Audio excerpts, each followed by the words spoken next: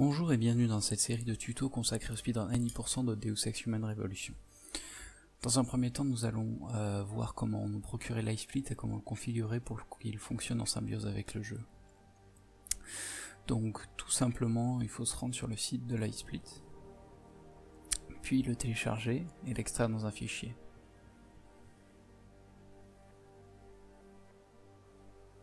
Une fois ceci fait, il faut cliquer sur l'exécutable, c'est assez long à se lancer.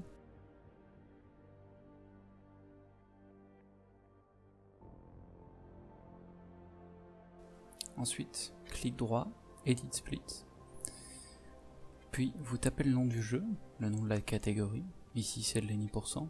Il faut ensuite activer l'outil qui va nous permettre de splitter automatiquement et de retirer les temps de chargement, en cliquant sur Activate.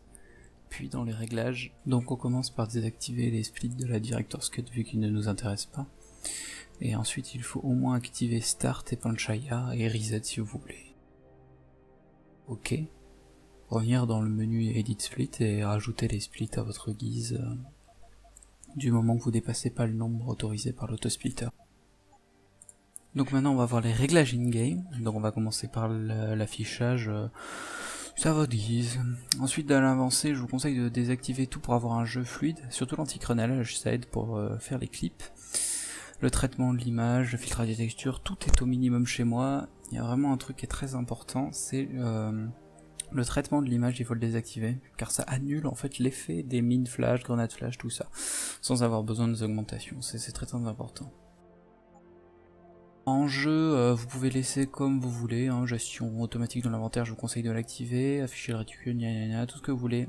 Le jeu doit être en français dans la langue parlée, car c'est plus rapide de 17 secondes. Langage du texte, c'est comme vous voulez. Au niveau du champ de vision, c'est-à-dire le FOV, je vous conseille de le mettre au maximum. De base il est à 80 il me semble, et c'est assez horrible. Donc je vous conseille de me mettre à 100, ça rend le jeu beaucoup plus fluide et beaucoup plus rapide.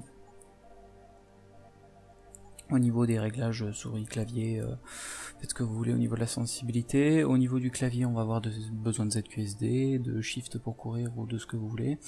Ensuite, on va avoir besoin des boutons pour recharger, pour engainer, mettez ce que vous voulez. Moi, c'est des boutons qui sont pas très pratiques, mais qui sont là de base. La visée, je l'ai mis sur Alt parce que ma molette est un peu morte. La grenade aussi il faut, et le camouflage et le typhoon que j'ai mis sur des boutons de ma souris. Donc on va pouvoir y aller, nouvelle partie. Donc on run en ici, donc débutant, et c'est parti. Donc on passe la première cinématique, on va voir Megan, et on va bien sûr, chaque fois qu'on lance une run, se taper la cinématique. Donc bien évidemment que non, on va pas se retaper la cinématique à chaque fois qu'on va runner. Donc ce qu'on va faire, c'est qu'on va faire une save juste à la fin de la longue cutscene de 7 minutes. Donc voilà, on se retrouve à l'endroit où la save a lieu juste après la cutscene, dans le bureau de save. Donc il faut savoir que chaque run commencera après cette save. C'est-à-dire que dès que la cutscene termine, on lance la save, on fait une save et on lancera celle-ci à chaque début de run. Donc premier code 0451. Rien de bon compliqué, on prend l'ascenseur. Et on va aller faire notre premier petit tricks.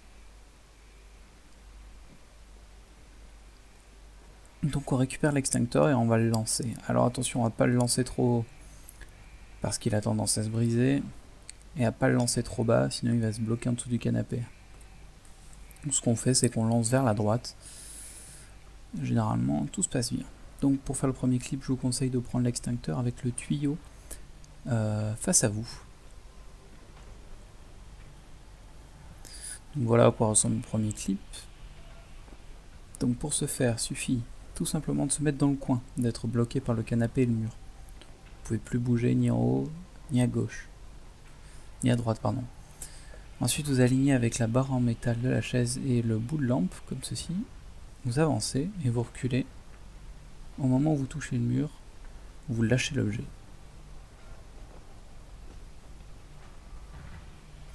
Donc voilà, ensuite vous retournez et il va falloir passer ici. Donc faites pas attention à barrette, ici il n'y a pas de mur, on va passer par là.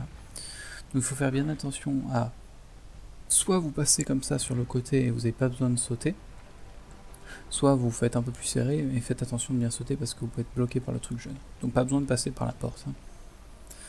Donc vous passez par là et là on va faire un sprint infini. Un sprint infini, qu'est-ce que c'est? Un sprint infini, vous voyez que j'ai ma barre de sprint qui se vide quand je sprint tout simplement. Mais on peut faire un truc, c'est-à-dire qu'à la fin de la barre de sprint, on peut sauter. Quand on fait ça, on conserve notre vitesse de sprint et la barre de sprint se remplit. Attention toutefois à ne pas sauter au milieu de la barre de sprint. Donc cela fait que on peut conserver notre vitesse de sprint indéfiniment en attendant que la barre se vide, en sautant à la fin de la barre de sprint, en relançant un sprint en touchant le sol et en ressautant. Et ainsi de suite, la barre de sprint va se recharger à chaque fois qu'on va être en l'air et on va pouvoir, comme ceci, enchaîner à l'infini. Alors bien évidemment, on peut malheureusement pas voir la barre de sprint dans le prologue, mais bon, faites ça à l'œil. Hein. Donc on continue tranquillement. Ici on va faire le cactus jump. On va se diriger vers ce pot avec 2 cactus. On va faire 1, 2, 3 sauts. Si on a serpille, on passera avant que ces 2 portes se referment. Un petit peu plus d'infinite sprint toujours. On va sauter sur ces boîtes. Attention, un saut et 2 sauts qui sont très importants, sinon vous restez bloqué. Et ici on peut tout simplement courir au milieu des gardes, il n'y a aucun souci. Donc vu qu'on est en easy, nous ne nous tuerons pas. Donc un petit peu plus d'infinite sprint. Ici on va venir prendre l'extincteur et essayer de clipper. C'est un clip extrêmement difficile, personne ne reason pour ça. Ça fait gagner 10 secondes si vous y arrivez. C'est extrêmement difficile, c'est plus de la chance qu'autre chose pour le moment. Donc si vous y arrivez, vous continuez normalement. Alors si l'extincteur se brise ou que vous n'y arrivez pas, ce n'est pas grave, vous attendez que les portes s'ouvrent. Alors un truc assez important à savoir, c'est que si vous sautez en étant trop rapide par-dessus la barrière, les gardes vont vous repérer et vous tuer. Donc pour ce faire, il faut tout simplement sprinter, buter contre la barrière et ensuite sauter. Ce qui va stopper votre vitesse et les gardes ne vous tireront pas dessus avant de vous avoir repéré. Vous pouvez passer comme ça assez tranquillement. Et une petite cutscene à passer. Donc voilà, c'était la première partie sur le tuto en any% de Deus Ex Human Revolution. J'espère avoir été clair pour tous les points abordés. Si vous avez des questions, n'hésitez pas dans les commentaires, par Twitter, par Twitch, aucun souci. Voilà, bon entraînement à tous.